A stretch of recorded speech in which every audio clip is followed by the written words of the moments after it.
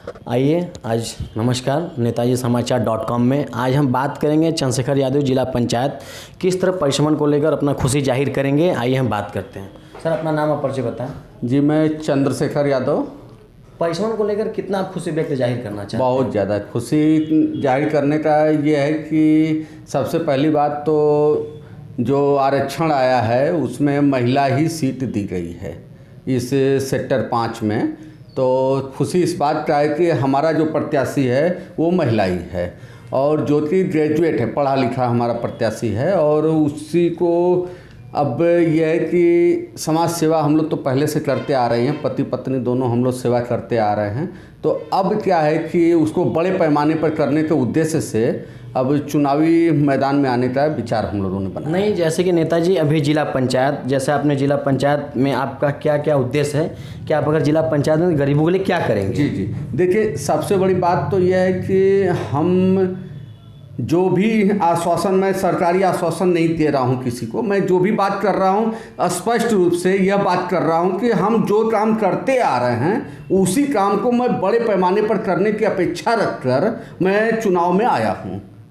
ये नहीं कि हम चुनाव जीत जाएंगे तो हम आपको ये कर देंगे, हम वो कर देंगे, हम घर बनवा देंगे, हम स्वर्ग में ला देंगे, नीचे उतार देंगे। तो ऐसा मैं किसी को आश्वासन देने के मकसद से नहीं आया हूँ। मेरा बस ये है कि ऑलरेडी 20 साल से जो मैं सेवा लोगों की, ज़रूरतमंदों की मैं करते आ रहा हूँ उसी को बड़े पैमाने पर करना चाहता हूँ। जैसे कि सबसे पहला जो मेरा उद्देश्य है वह है शिक्षा।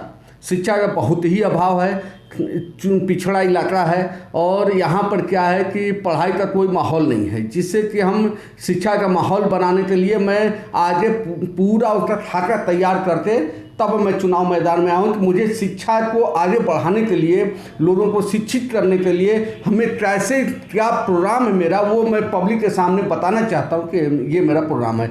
दूसरा जो है वो है, आप चले जाइए बहुत से जगह पर ऐसे जाएंगे जो कि महागरीब व्यक्ति परिवार है और आवास नहीं है। प्रधानमंत्री सारी योजनाएं हैं, आखिर ये नेताजी लोग क्या कर रहे हैं कि आपको अपने घर से नहीं देना है, आपको सरकारी योजनाओं को ज़मीन पर उतरवाना है। सिर्फ आप मुख्य विकास अधिकारी डीएम है, आप उनको पत्र लिखे होते, ज़मीन पर उतारे होते तो आज वो बिना आवास के नहीं होते, बिना आवास के करते ही नहीं होते। तो हम उस लड़ाई को लड़ने के लिए मैदान में आ रहे हैं कि हमें उन गरीब की लड़ाई लड़ना है। उन्हें हर हाल में हमें किसी भी कंडीशन में आवास देना है, दिलाना है। अगर दिला नहीं सकते तो खुद देंगे और खुद नहीं दे सकते तो सरकारी आवास दिलाएंगे, दोनों चीज़। तीसरी जो बात है वो यह है कि पूरे क्षेत्र में आप चले गए, गाजीपुर में, बलिया में, चारों तरफ इधर उधर खेल का माहौल है, लेकिन बनारस में, यहाँ चंदौली जिले में है, खेल का माहौल कतई नहीं युवाओं में है। नहीं तो खेल के लिए तो अभी यहाँ तक, जहाँ तक ऐसा कोई ग्राउंड भी नहीं है। वही मैं कहना चाह रहा हूँ कि खेल का माहौल बनाना, खेल से सारे विभाग में नौकरी में जा रहे हैं लोग तरक्की कर रहे हैं, अपने गांव का नाम, अपने ज़िले का नाम, अपने शहर का नाम, अपने परिवार का नाम रोशन कर रहे हैं अन्य जगहों पर। तो हमारे यहाँ क्यों नहीं कर सकते हैं? इसलिए कि नेताओं को फुर्सत ही नहीं उनको प्रोत्साहित करने की, फुर्सत ही नहीं है। सिर्फ यूज एंड थ्रो, सारे युवा खिलाड़ी हैं, उनको यूज़ करो, अपने पीछे घुमाओ, उसके बाद फिर लात मार दो उनको। तो ये अब नहीं चलेगा। अब राजनीति की दशा और दिशा बदलनी चाहिए। सबसे बड़ी बात यह है कि खेल का एक बड़ा मैदान, स्टेडियम अगर सेक्टर नंबर 5 में नहीं बनेगा तो समय से पहले लोग जो कहें मैं स्वीकार करने के लिए तैयार रहूँगा कि वो मैं करूँगा, लेकिन पूरे जिले का सबसे बड़ा स्टेडियम बनेगा तो सेक्टर नंबर 5 में बनेगा। Sector number 5? जी हाँ, जिला पंचायत सेक्टर नंबर 5 में बनवा कर रहूँगा, चाहे जैसे उसके लिए मुझे कोई भी कीमत चुकानी पड़े। उसके बाद जो मेरा मुख्य चीज़ जो चला आ रहा है उसको बड़े पैमाने पर करना चाहता हूँ, वो है गरीबों की सेवा, जिनका कोई नहीं है।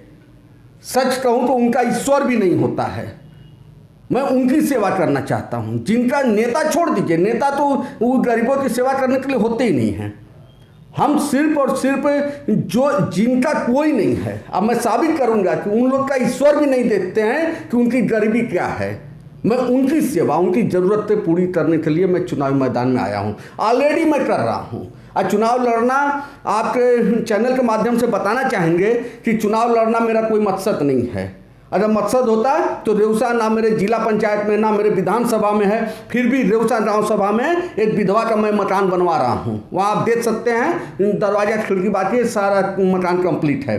तो कहने का तात्पर्य यह है कि मैं ऑलरेडी सेवा करते आ रहा हूं। लोग चुनाव जीत जाएंगे तब करेंगे आप, लेकिन मैं कह रहा हूं मैं वो चीज़ करते आ रहा हूं। आज सबसे बड़ी बात जो मुख्य रूप से मैं आने का जो मेरा मकसद है वो आप जान लें। आने का मकसद सिर्फ और सिर्फ ये है कि नेताओं को मुझे राजनीतिक दशा और दिशा बतानी है, ना कि उन्हें हराना है।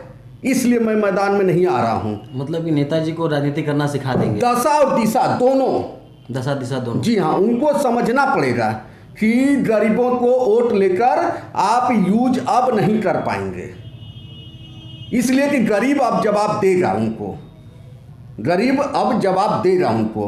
इस बार पूरा जनता मन बना चुकी है। क्षेत्र में आप जाकर सर्वे कर सकते हैं। जनता सिर्फ और सिर्फ हमारी डिमांड कर रही है कि आप मैदान में आइए, कोई पार्टी हो निर्दल आइए, आपको हम वोट देंगे और आपको जिला पंचायत सदस्य बनाकर भेजेंगे किसी भी कीमत पर। सारी जनता ये बात, जहाँ भी मैं जा रहा हूँ वहाँ ये बातें आ रही हैं।